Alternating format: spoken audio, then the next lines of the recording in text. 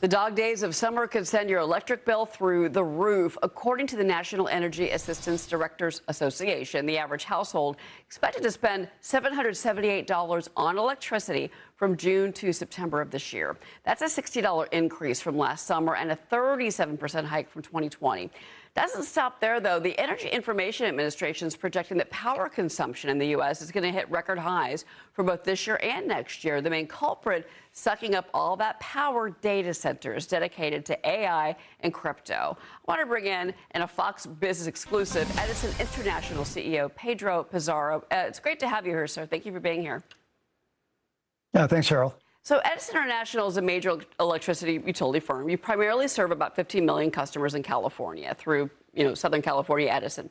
The Senate right now is working on this legislation that would make these large data centers pick up the cost of the energy infrastructure and make sure that it's not, passed down to households.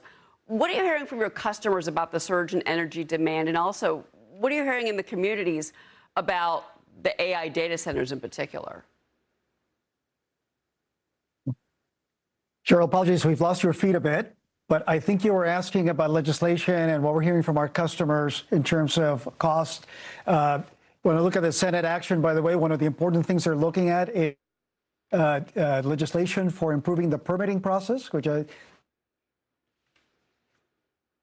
Okay, Pedro, it looks like your shot is frozen just a little bit. Unfortunately, let's try and get him back. As we can pivot back to the markets here for just a moment, because this is going to be a great discussion with Pedro. If we can just get his shot up and going, I do want to kind of go through some of the numbers that we're seeing here. Remember, we've had several record highs for the Nasdaq and for the S&P, 17 and 15 respectively. There, unfortunately, and here's the Nasdaq, a little bit of pressure on the markets today, and this is kind of a macro story that.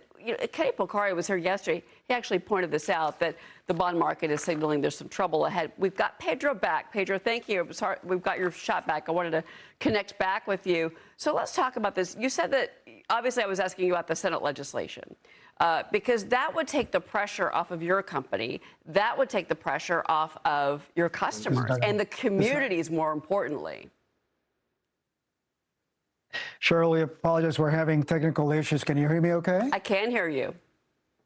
Great. I just heard the communities. Could you give me the quick version of the question? The Senate legislation, and then what are you hearing from the communities about these data centers? Because we're starting to see this movement in the country where these communities are saying, not in my backyard for a data center.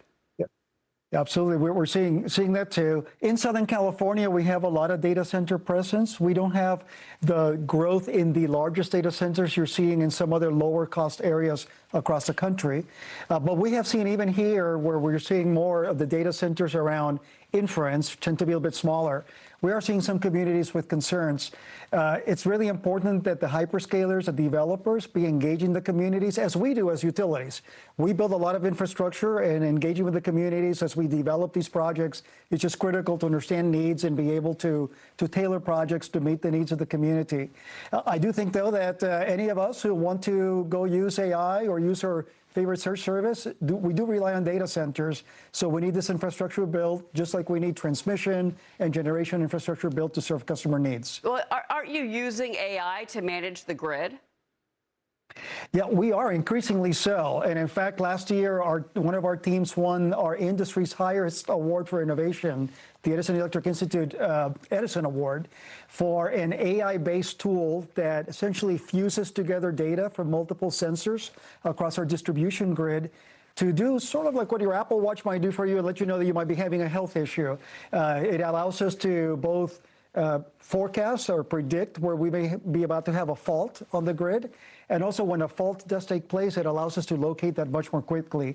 We're using AI now, looking at applications across our planning process. We use it to examine data from aerial inspections carried out by drones. So very excited about the uses in our customer center. And we see that this is just the beginning. I want to ask you about California specifically, because the state released this report talking about obviously the Eaton and the Palisades fire and what happened and what went wrong, you know, the investigation, if you will.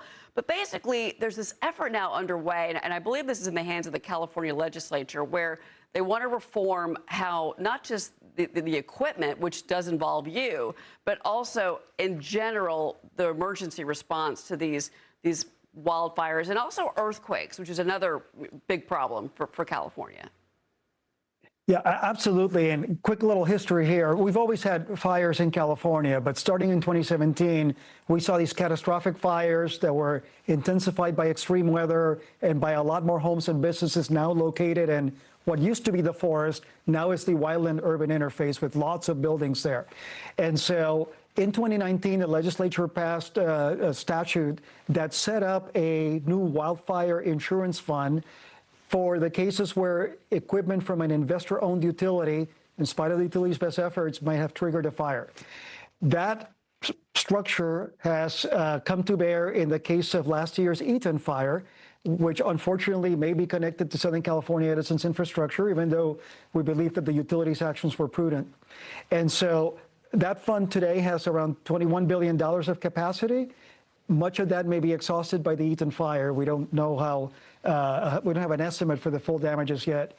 Seeing that that may happen, the legislature stepped in again last year, created a continuation fund for any future utility fires, but it's a smaller fund, and importantly, realized that this is just not a sustainable approach, and it only covers investor-owned utilities. We have fires in California like the Palisades fire that happened last year that was not linked to utility infrastructure, but still caused tremendous damage to so many homes and businesses.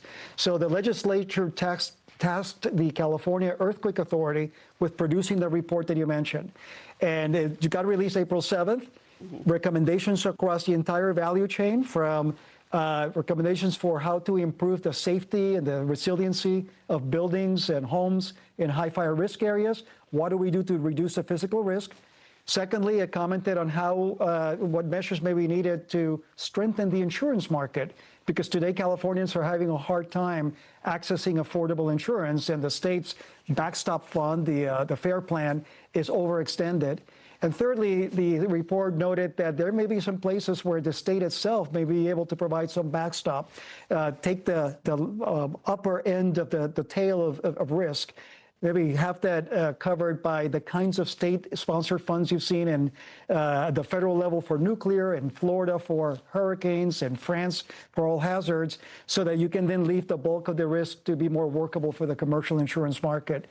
Legislature just started a series of hearings this week, and the most important message from the report was there's a real sense of urgency, because the cost of inaction is very, very large for our economy. That's good. Pedro, that is actually good to hear, and I think somewhat cold comfort, but comforting nonetheless for those folks in California in particular that deal with this every year, to be clear, whether it's an earthquake or a fire. Pedro Pizarro, thank you so much for being with us.